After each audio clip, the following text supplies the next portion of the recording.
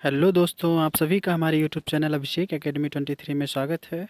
हम आशा करते हैं कि आप सभी स्वस्थ होंगे, मस्त होंगे और पढ़ाई के लिए तत्पर होंगे। तो आज हम सीडीपी का एक टॉपिक जो कि जीन पियाजे से रिलेटेड है, और भी क्वेश्चन है जो कि कोहलबर्ग, लेववाइगोस्की सबसे रिलेटेड हैं, तो सब इम्पोर्टेंट क्वेश्चन हैं। एक बार आप सभी ज़रूर देखिए। तो चलिए ठीक है, बिना हम अपने समय को बर्बाद किए हुए आगे बढ़ते हैं। हमारा पहला क्वेश्चन है, जीन पियाजे के अनुसार किस चरण में बच्चे केंद्रीयता की सीमाओं से उभरकर तार्किक चिंतन कर पाते हैं? जैसा कि आप लोगों को पता होगा कि जीन पियाजे के स्तर कितने हैं? 4 स्तर हैं, जिसमें पहला संवेदी चालक, दूसरा पूर्व संक्रियात्मक, तीसरा मूर्त संक्रियात्मक और चौथा हमारा है अमूर्त संक्रियात्मक। अच्छा बच्चों, इसमें आप लोग ये बताओ, सबसे पहले तो आप ये बताओ कि इसमें सही कौन सा है। आप लोग कोशिश करिए कि इसमें सही कौन सा है, बताइए। उसके बाद ये भी बताइए कि जो सही है उसकी आयु, जैसे अगर इसमें मान लीजिए कि मूर्त संक्रियात्मक सही है तो वो ये चरण जो है किस आयु तक आती है। जैसे इसमें मूर्त संक्रियात्मक सही है तो हम आपको बताते चलें कि ये जो है 7 से 11। कितना है बच्चों? 7 से 11 वर्ष। और इसके बाद जो अमूर्त संक्रियात्मक है तो 11 से 15, 16 इधर इतने में आती है। तो चलिए ठीक है, बाकी हम आगे चलते हैं। हमारा दूसरा क्वेश्चन है दोस्तों, कोहलबर्ग के सिद्धांत में यांत्रिक सापेक्षता अभिविन्यास के चरण की क्या विशेषता है? बताइए इसमें कौन सा सही है। एक बार क्वेश्चन को फिर से रिपीट कर देते हैं कि कोहलबर्ग के सिद्धांत में यांत्रिक सापेक्षता अभिविन्यास के चरण की क्या विशेषता है? बताइए। पहला है ए, व्यक्तिगत जरूरतों को पूरा करना। बी वाला है नियमों को निश्चित और निरपेक्ष रूप में देखना। और आपका नेक्स्ट है दूसरों के अनुमोदन को बनाए रखना। डी है अमूर्त सार्वभौमिक सिद्धांत जो सभी मानवता के लिए मान्य है। आप सभी आंसर देंगे, इसमें कौन सा सही है? बताइए इसमें कौन सा सही है दूसरे में। तो बच्चों इसमें हम आपको बता दें, इसमें हमारा व्यक्तिगत ज़रूरतों को पूरा करना ये सही है। चलिए आगे चलते हैं। अगला क्वेश्चन है, लेव वाइगोस्की के अनुसार वह प्रक्रिया जिसमें दो भागीदार जो एक कार्य को अलग समझ से शुरू करके बाद में एक ही मतलब एक साझी समझ पर पहुंचते हैं वो क्या कहलाती है? अब इसमें बताएंगे। इसमें आपका पहला ऑप्शन है समीपस्थ विकास का क्षेत्र, दूसरा है अंतर्विषयकता और तीसरा है अनुकूलन और चौथा है खोज विधि। तो इसमें बताइए कि सही कौन सा है। इसमें हम आपको बताते चलें, इसमें आपका बी वाला सही है जो कि अंतर्विषयकता है। ठीक है मित्रों, आगे चलते हैं। हमारा चौथा क्वेश्चन है, लेव वाइगोस्की के सिद्धांत के अनुसार भाषा। अब आप बताइए कि लेव वाइगोस्की के सिद्धांतों के अनुसार भाषा की क्या भूमिका है बच्चों के जीवन में। इसमें पहला आपका ऑप्शन है बच्चों के संज्ञानात्मक विकास में महत्वपूर्ण भूमिका निभाती है, बच्चों की संज्ञानात्मक क्षमताओं में बाधा डालती है, या फिर बच्चों के विकास में कोई भूमिका नहीं है, या बच्चों के संवेगात्मक विकास को नियमित करने में बेहद प्रभावशाली होती है। तो बताइए इसमें सही कौन सा है। देखिए सबसे पहले तो हम आपको बता दें कि सीटेट के कुछ ऐसे क्वेश्चन जिसमें वो क्वेश्चन ये खुद दर्शाते हैं कि कौन सा सही है और कौन सा गलत है, उसमें आपको दिखाई देगा, आपको खुद ही एहसास होगा कि ये निगेटिव है और ये पॉजिटिव है। इसमें सही कौन सा ये आपको खुद क्वेश्चन बताएगा। और अक्सर आप देखते होंगे कि सीटेट में लोग ऐसा भी करते हैं, ऐसा बोलते हैं कि जो क्वेश्चन क्वेश्चन होता है उसका जो ऑप्शन होता है उसमें जो सबसे लॉन्ग होता है वो अक्सर सही माना जाता है। हाँ, हम भी मानते हैं कुछ हद तक सही होता है, लेकिन मित्रों हम आपको बता दें कि कुछ ही हद तक सही होता है। बाकी आप सारे क्वेश्चन को पहले पढ़िए, उसके ऑप्शन को पढ़िए, उसके बाद ही उसे टिक करिए। तो चलिए, इसमें पहला ऑप्शन है बच्चों के संज्ञानात्मक विकास में महत्वपूर्ण भूमिका निभाती है। हम आपको बताते चलें मित्रों कि इसमें हमारा पहला सही है। चलिए आगे चलते हैं।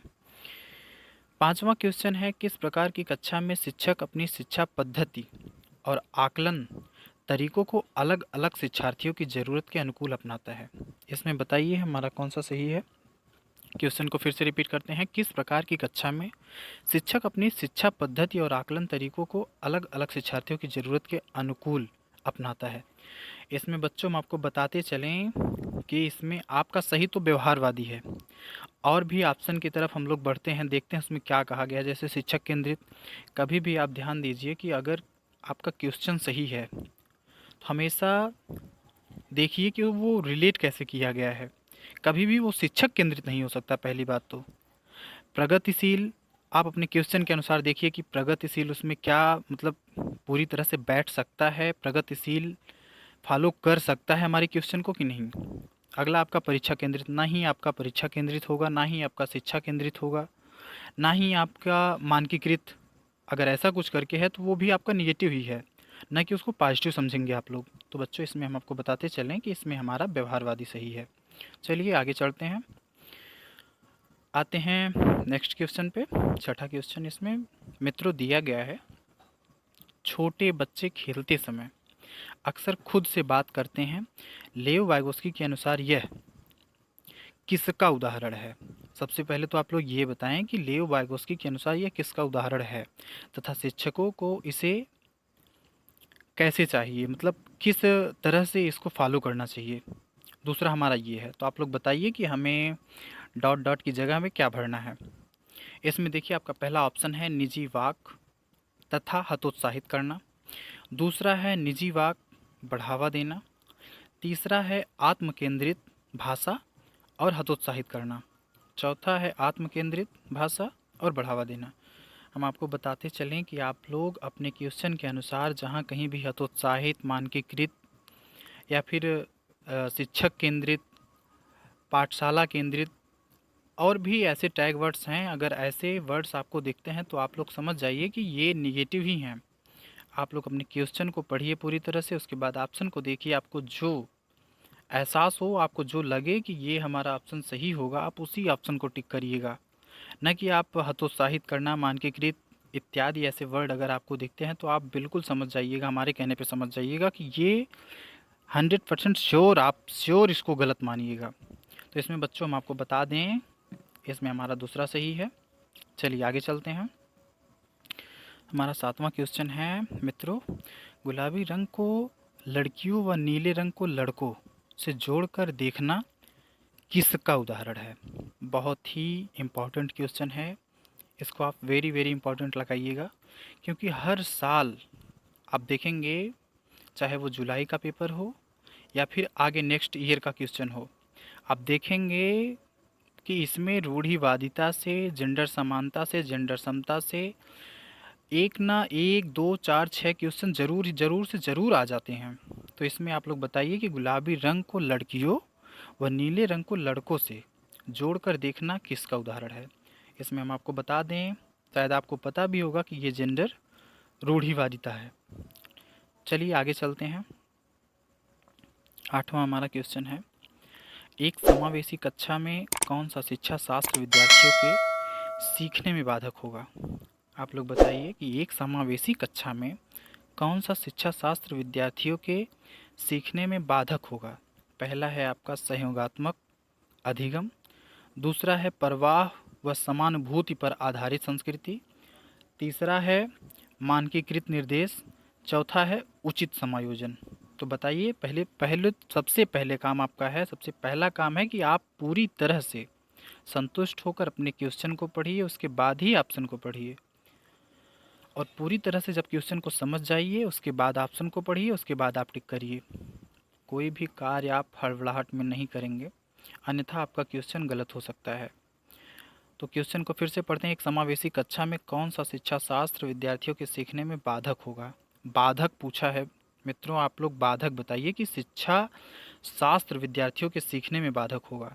इसमें हम आपको बताते चलें कि हमारा मानकीकृत निर्देश जो है ये शिक्षा शास्त्र विद्यार्थियों के लिए सीखने में बाधक होगा। हम आपसे पहले ही बताएं कि मानकीकृत देखिए, कहीं भी शिक्षक केंद्रित देखिए या फिर विद्यालय केंद्रित देखिए, ये सब अगर आप देख रहे हैं तो ये आप मान के चलिए कि ये सब निगेटिव हैं। चलिए आगे चलते हैं। हमारा अगला क्वेश्चन है, शिक्षक बच्चों को रचनात्मक रूप से सोचने के लिए कैसे प्रोत्साहित कर सकते हैं? बताइए। इसमें आपका पहला है, उन्हें किसी समस्या को हल करने के विभिन्न तरीकों के बारे में सोचने के लिए कहना। बी वाला है उन्हें उत्तर रटने के लिए कहना।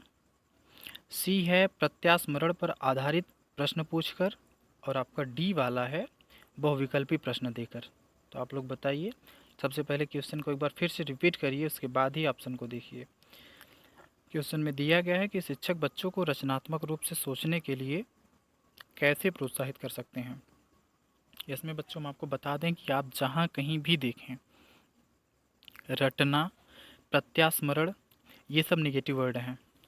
आप इसको देखते ही काट दीजिए और आप अगले ऑप्शन के ऊपर चले जाइए। इसमें जैसे देखिए कहा गया है कि उन्हें किसी समस्या को हल करने के विभिन्न तरीकों के बारे में सोचने के लिए कहना। सबसे पहली बात तो आपको शिक्षा, अगर बच्चों को जैसे आप क्वेश्चन में पूछा गया है, कुछ भी क्वेश्चन है तो उसमें सबसे पहले आप बच्चे को आगे करिए। सर्वप्रथम आप बच्चे को रखेंगे, उसके बाद शिक्षक हो या विद्यालय हो या पाठ्यक्रम हो, उसके बाद पाठ्यक्रम को रखेंगे। सबसे पहले आप बच्चे को सर्वप्रधान मानेंगे। इसमें भी देखिए वही कहा गया है कि उन्हें किसी समस्या को हल करने के विभिन्न तरीकों के बारे में सोचने के लिए कहना। हर वो तरीका बच्चा अपनाए जिससे उसके जो समस्या है उसकी वो हल हो सके। तो इसमें आपका पहला सही है। चलिए आगे चलते हैं दोस्तों, हम अपने अगले क्वेश्चन पे आ चुके हैं। इसमें कहा गया है मित्रों कि एक शिक्षिका वंचित समूह से आने वाले बच्चों का सफलतापूर्वक समायोजन किस तरह कर सकती है। क्वेश्चन को पूरी तरह समझेंगे, उसके बाद ऑप्शन की तरफ बढ़ेंगे। ऑप्शन में दिया गया है उनके लिए अलग अलग संकाय बनाकर। बी है उनके लिए घर पर ट्यूशन लेना अनिवार्य करके। और आपका सी है उनके सामाजिक व सांस्कृतिक परिवेश की उपेक्षा करके। डी है उनमें अपनेपन की भावना पैदा करके वह उनका आत्मविश्वास बढ़ाकर। देखिए हमने अभी आपको पहले भी बताया कि अगर आप किसी भी क्वेश्चन का ऑप्शन देखिए, यदि आपको कोई भी ऑप्शन बड़ा दिख रहा है तो आप सबसे पहले उसको गाइड करिए, क्योंकि वो जो आपका रहेगा ऑप्शन रहेगा वो ज़्यादा सही होने का मतलब जो चांस रहेगा वो ज़्यादा ही रहेगा। जैसे इसमें है ए, तो आपका गलत है, इसलिए गलत है क्योंकि इसमें कहा गया है कि उनके लिए अलग अलग संकाय। अगर हम अलग अलग संकाय बना देंगे तो ये तो एक प्रकार से रूढ़िवादी को दर्शाएगा ना, ये पूरी तरह से गलत है। और उनके लिए घर पर ट्यूशन लेना अनिवार्य करके, इसका मतलब है कि हम बच्चों को फिर से अलग कर रहे हैं। ट्यूशन लेने का मतलब है कि हम बच्चों को फिर से अलग कर रहे हैं। और उनके सामाजिक और सांस्कृतिक परिवेश, परिवेश तक तो सही है। परिवेश की उपेक्षा, उपेक्षा का मतलब जो है यहाँ पे बच्चों को मतलब एक प्रकार से देखा जाए कि देखा गया कि मतलब उनका जो परिवेश है उसकी उपेक्षा की गई है, तो ये पूरी तरह से गलत है। और डी जो आपका है उनमें अपनेपन की भावना पैदा करके वह उनका आत्मविश्वास बढ़ाकर। अपनेपन का मतलब भाईचारा। एक शिक्षक को चाहिए कि वो बच्चों को जब पढ़ाए तो सारे बच्चे को इस तरह से पढ़ाए कि उन बच्चों में अपनेपन की भावना जागृत हो और जिससे उनका आत्मविश्वास जो हो वो बढ़े। तो इसमें आपको तो पता ही चल गया होगा कि हमारा डी सही है। चलिए आगे चलते हैं। अगला है प्रभावशाली शिक्षण कब होता है। छोटा सा क्वेश्चन है लेकिन इम्पॉर्टेंट क्वेश्चन है। प्रभावशाली शिक्षण कब होता है बताएंगे। इसमें ए है जब व्यक्तिगत विभिन्नताओं को अनदेखा व खारिज किया जाए, जब संप्रत्यय अमूर्त बनाकर व असंदर्भित तरीके से पढ़ाया जाए। सी है जब कक्षा का वातावरण भय और तनाव पर आधारित हो। डी है जब सीखने में संवेगों के प्रयोगों को स्वीकार व संबोधित किया जाए। इसमें देखिए सी है आपका जो कहा गया है जब कक्षा का वातावरण भय और तनाव पर आधारित हो। ये पूरी तरह से गलत। आप देखते ही तनाव और भय, डर और प्रताड़ना, बच्चों को प्रताड़ित करना, बच्चों को दंड देना, ये सब अगर आप ऑप्शन में कहीं भी देखें तो सबसे पहले उसको कट करिए। ये पूरी तरह से गलत है। बी में कहा गया है कि जब संप्रत्यय अमूर्त बनाकर वह असंदर्भित तरीके से पढ़ाया जाए, पूरी तरह से गलत है। क्यों गलत है? क्योंकि इसमें कहा गया है कि अमूर्त व असंदर्भित तरीके से पढ़ाया जाए, मतलब एक प्रकार से कि जो पाठ हमारा है, जो पाठ है उससे असंदर्भित, मतलब उससे जोड़कर नहीं, उससे रिलेट करके नहीं, असंदर्भित तरीके से पढ़ाया जाए, तो ये पूरी तरह से गलत है। और ए में जब व्यक्तिगत विभिन्नताओं को अनदेखा व खारिज किया जाए, इसमें व्यक्तिगत जो विभिन्नता है उसको अनदेखा व खारिज करने की बात कही गई है, तो ये भी पूरी तरह से गलत है। और जो आपका डी है, इसमें कहा गया है कि जब सीखने में संवेगों के प्रयोग को स्वीकार व संबोधित किया जाए, मतलब बच्चों के जो संवेग हैं उनका प्रयोग और इस प्रकार किया जाए, इस प्रकार स्वीकार किया जाए कि उनको संबोधित भी करने का मौका भी दिया जाए और संबोधित भी किया जाए, तो ये पूरी तरह से सही है। इसको टिक करेंगे, आगे चलेंगे। हमारा अगला क्वेश्चन क्या है? हमारा अगला क्वेश्चन है, निम्नलिखित में से कौन सी पद्धति शिक्षक केंद्रित है? अब बताइए। क्वेश्चन तो बहुत ही बढ़िया है। क्वेश्चन में कहा गया है कि निम्नलिखित में से कौन सी पद्धति शिक्षक केंद्रित है? पहला है संयोगात्मक शिक्षा, दूसरा है व्याख्यान और तीसरा है अवधारणात्मक मानचित्रण और चौथा है प्रयोगों का संचालन। तो बताइए इसमें कौन सा सही है? प्रयास करिए, बताइए कि इसमें कौन सा सही है। इसमें पहला है संयोगात्मक शिक्षा, पूरी तरह से सही है। क्वेश्चन में क्या कहा गया है कि निम्नलिखित में से कौन सी पद्धति शिक्षक केंद्रित है? शिक्षक जब एक कक्षा में प्रवेश करता है तो उसकी सबसे पहली भूमिका क्या होती है? बच्चों को अपने भाषा के माध्यम से, या फिर कह सकते हैं कि अपने व्याख्यान के माध्यम से बच्चों को संबोधित करना या फिर बच्चों को समझाना। तो इसमें बी आपका पूरी तरह से सही है। बी को टिक करेंगे, आगे चलेंगे।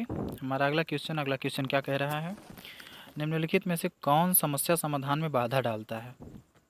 अब आप ये बताएंगे कि निम्नलिखित में से कौन सा ऐसा है ऑप्शन जो कि समस्या समाधान में बाधा डालता है।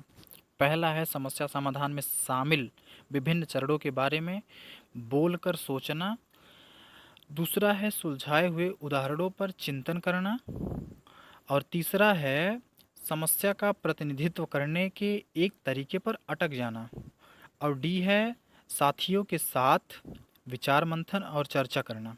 तो बताइए इसमें कौन सा सही है? इसमें पहली बात तो ये है कि क्वेश्चन को अच्छे से पढ़ेंगे, उसके बाद ही ऑप्शन के ऊपर जाएंगे।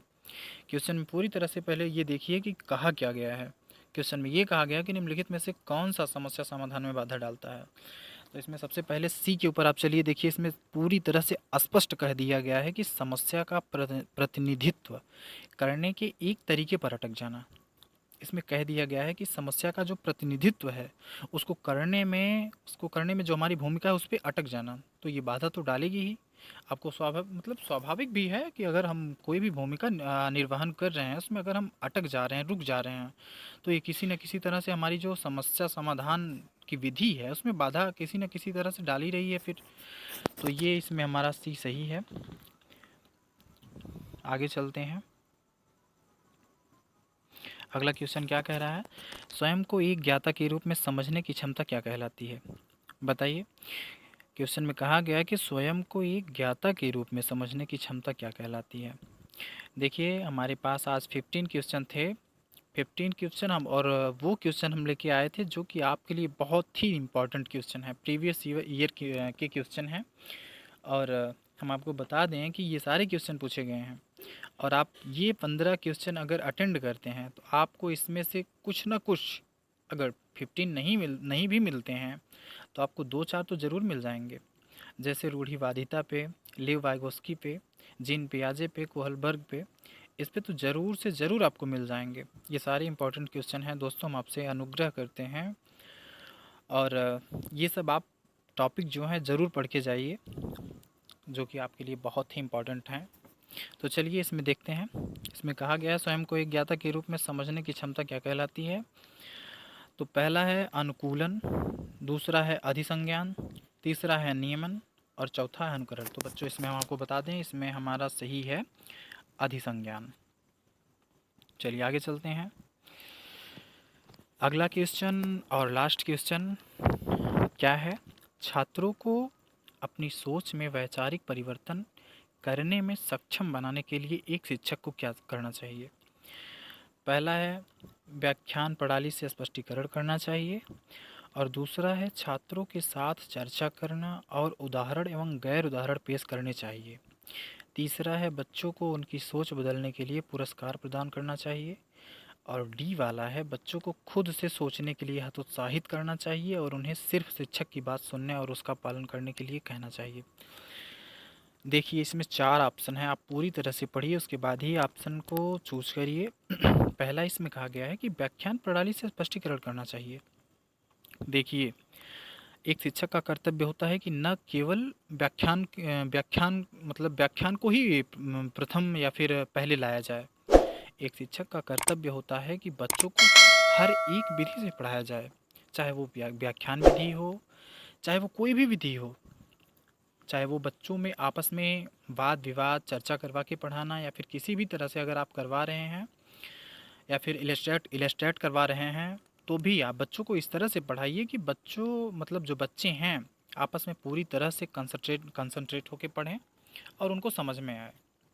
तो इसमें कहा गया है कि बच्चों के छात्रों के साथ चर्चा करना और उदाहरण एवं गैर उदाहरण।